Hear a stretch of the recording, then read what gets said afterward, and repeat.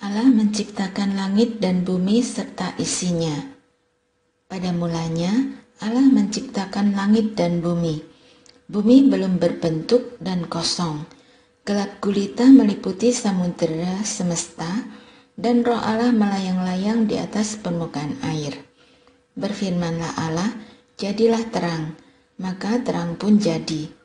Allah melihat bahwa terang itu baik, dan ia memisahkan terang itu dari gelap.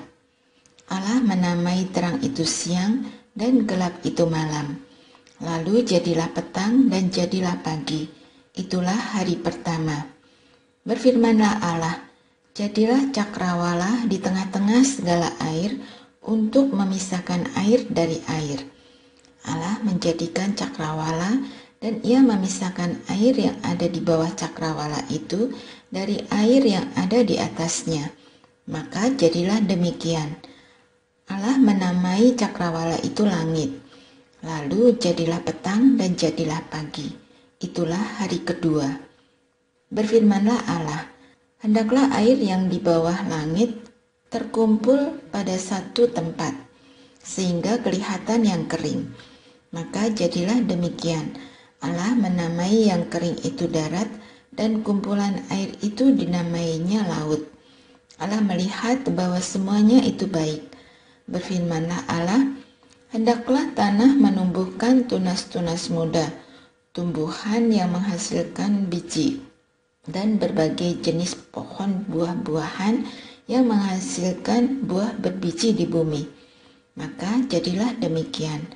Tanah pun mengeluarkan tunas-tunas muda, berbagai jenis tumbuhan yang menghasilkan biji, dan berbagai jenis pohon yang menghasilkan buah berbiji. Allah melihat bahwa semuanya itu baik.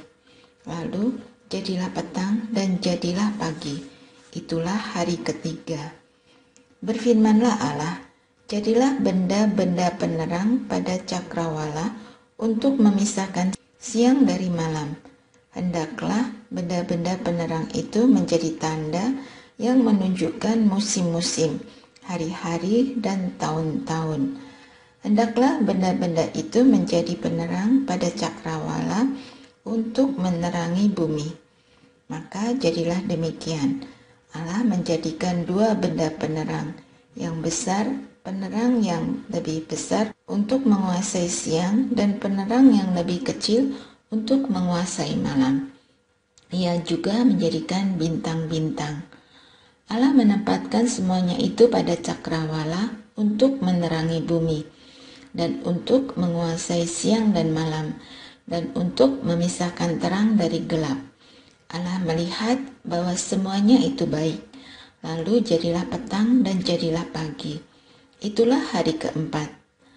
Berfirmanlah Allah, hendaklah berkeriapan dalam air makhluk yang hidup, dan hendaklah burung berterbangan di atas bumi melintasi cakrawala. Allah menciptakan binatang-binatang laut yang besar dan segala jenis makhluk hidup yang bergerak berkeriapan dalam air, serta segala jenis burung bersayap. Allah melihat bahwa semuanya itu baik. Allah memberkati semua itu, firman-Nya, berkembang biaklah dan bertambah banyaklah, serta penuhilah air di laut, dan hendaklah burung-burung di bumi bertambah banyak. Lalu jadilah petang dan jadilah pagi. Itulah hari kelima. Berfirmanlah Allah, hendaklah tanah mengeluarkan berbagai jenis makhluk hidup, ternak, binatang melata, dan berbagai jenis binatang liar. Maka jadilah demikian. Allah menjadikan berbagai jenis binatang liar, berbagai jenis ternak, dan berbagai jenis binatang melata di tanah. Allah melihat bahwa semuanya itu baik.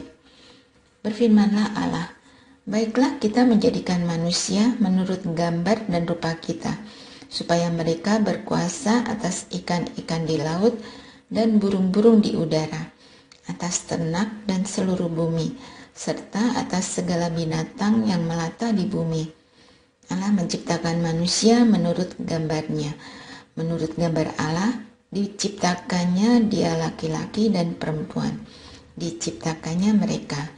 Allah memberkati mereka dan berfirman kepada mereka, "Beranak cuculah dan bertambah banyaklah, penuhilah dan taklukkanlah bumi. Berkuasalah atas ikan-ikan di laut, burung-burung di udara, dan atas segala binatang melata di bumi." Berfirmanlah Allah, "Lihatlah, aku memberikan kepadamu segala tumbuhan yang menghasilkan biji di seluruh muka bumi, dan segala pohon yang buahnya berbiji. Semua itu menjadi makananmu. Namun kepada segala binatang liar, segala burung di udara, dan segala binatang yang melata di bumi, segala binatang yang bernyawa itu, kuberikan segala tumbuh-tumbuhan hijau menjadi makanannya." Maka jadilah demikian. Allah melihat segala yang dijadikannya itu sungguh amat baik. Lalu jadilah petang dan jadilah pagi. Itulah hari ke-6. Demikianlah diselesaikan langit dan bumi serta segala isinya. Pada hari ke-7, Allah telah menyelesaikan pekerjaan yang dibuatnya. Pada hari ke-7 itu, ia berhenti dari segala pekerjaan yang dibuatnya. Lalu Allah memberkati hari ke-7 itu dan menguduskannya, karena pada hari itulah ia berhenti dari segala pekerjaan penciptaan yang telah dibuatnya. Manusia di Taman Eden. Inilah riwayat langit dan bumi pada waktu diciptakan. Ketika Tuhan Allah menjadikan bumi dan langit, belum ada semak apapun di bumi. Belum timbul tumbuh-tumbuhan apapun di padang, sebab Tuhan Allah belum menurunkan hujan ke bumi, dan belum ada manusia untuk mengerjakan tanah.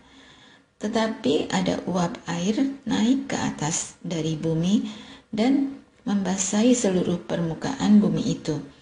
Kemudian Tuhan Allah membentuk manusia dari debu tanah dan menghembuskan nafas hidup ke dalam hidungnya. Demikianlah manusia itu menjadi makhluk hidup. Tuhan Allah membuat taman di Eden di timur. Di sanalah ia menempatkan manusia yang dibentuknya. Lalu Tuhan Allah menumbuhkan dari tanah berbagai pohon yang menarik dan baik untuk dimakan buahnya. Juga pohon kehidupan di tengah-tengah taman itu, serta pohon pengetahuan tentang yang baik dan yang jahat. Ada sungai mengalir dari Eden untuk membasahi taman itu. Dari situ sungai itu terbagi menjadi 4 cabang. Yang pertama bernama Pison. Sungai ini mengelilingi seluruh tanah Hawila, di mana ada emas. Emas dari negeri itu bagus. Di sana ada damar bedolah dan batu krisopras. Sungai kedua bernama Gihon yang mengelilingi seluruh tanah Kus. Sungai ketiga bernama Tigris yang mengalir di sebelah timur Asyur. Sungai keempat ialah Efrat. Tuhan Allah mengambil manusia itu dan menempatkannya di Taman Eden untuk mengerjakan dan memelihara taman itu. Lalu Tuhan Allah memberi perintah kepada manusia, firman-Nya, "Buah dari semua pohon dalam taman ini boleh kau makan dengan bebas. Tetapi buah dari pohon pengetahuan tentang yang baik dan yang jahat jangan kau makan, sebab pada saat engkau memakannya engkau pasti mati." Tuhan Allah berfirman, "Tidak baik kalau manusia itu seorang diri saja. Aku akan menjadikan baginya penolong yang sepadan dengan dia." Lalu Tuhan Allah membentuk dari tanah segala binatang liar dan segala burung di udara. Semuanya dibawa kepada manusia itu untuk melihat bagaimana ia menamainya. Sama seperti nama yang diberikan manusia itu kepada setiap makhluk hidup, begitulah namanya. Manusia itu memberi nama kepada segala ternak, kepada burung di udara, dan kepada segala binatang liar. Tetapi baginya tidak didapati penolong yang sepadan dengan dia. Lalu Tuhan Allah membuat manusia itu tidur nyenyak. Ketika ia tidur, Tuhan Allah mengambil salah satu rusuk darinya, lalu menutup tempat rusuk itu dengan daging. Tuhan Allah membentuk rusuk yang diambilnya dari manusia itu menjadi seorang perempuan, lalu membawa dia kepada manusia itu. Lalu berkatalah manusia itu, "Inilah dia, tulang dari tulangku dan daging dari dagingku. Ia akan dinamai perempuan, sebab ia diambil dari laki-laki. Sebab itu seorang laki-laki akan meninggalkan ayahnya dan ibunya dan bersatu dengan istrinya, sehingga keduanya menjadi satu daging." Mereka keduanya telanjang, manusia itu dan istrinya, tetapi mereka tidak merasa malu. Manusia jatuh ke dalam dosa dan akibatnya. Ular adalah yang paling cerdik di antara segala binatang liar yang dijadikan oleh Tuhan Allah. Ular itu berkata kepada perempuan itu, "Tentulah Allah berfirman, 'Jangan kamu makan buah dari semua pohon di taman ini, bukan?' Sahut perempuan itu kepada ular, "Buah dari pohon-pohon di taman ini boleh kami makan. Tetapi tentang buah dari pohon yang ada di tengah-tengah taman, Allah berfirman, 'Jangan kamu makan ataupun sentuh, nanti kamu mati.'" Tetapi ular berkata kepada perempuan itu, "Sekali-kali kamu tidak akan mati. Sebaliknya, Allah mengetahui bahwa pada saat kamu memakannya, matamu akan terbuka, dan kamu akan menjadi seperti Allah, tahu tentang yang baik dan yang jahat." Perempuan itu melihat bahwa buah pohon itu baik untuk dimakan dan menarik untuk dipandang. Lagi pula, pohon itu diminati karena memberi pengertian. Lalu ia memetik buahnya dan memakannya. Ia memberikannya juga kepada suaminya yang bersamanya, dan suaminya pun memakannya. Lalu terbukalah mata mereka berdua, dan mereka tahu bahwa mereka telanjang. Mereka menjalin daun pohon ara dan membuat cawat bagi dirinya. Ketika mereka mendengar suara Tuhan Allah yang berjalan-jalan di taman pada waktu hari sejuk, manusia itu dan istrinya menyembunyikan diri dari hadapan Tuhan Allah di antara pepohonan di taman. Tuhan Allah memanggil manusia itu dan berkata, "Di manakah engkau?" Ia menjawab, "Ketika aku mendengar suaramu di taman, aku menjadi takut karena aku telanjang, maka aku bersembunyi." Firman-Nya, "Siapakah yang memberitahumu bahwa engkau telanjang? Apakah engkau makan buah dari pohon yang kularang untuk dimakan?"